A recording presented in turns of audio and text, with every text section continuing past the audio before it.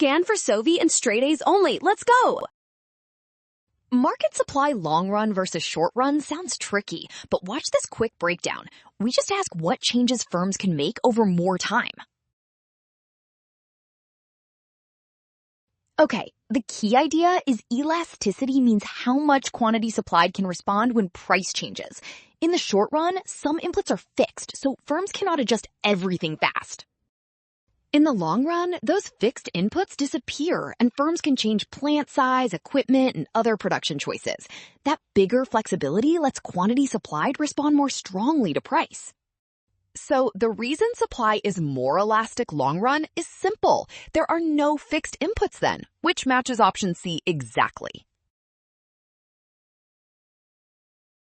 Well done! Option C, scan now. Trap, do not rush past keywords. Rule, trust what is given and check each step before choosing.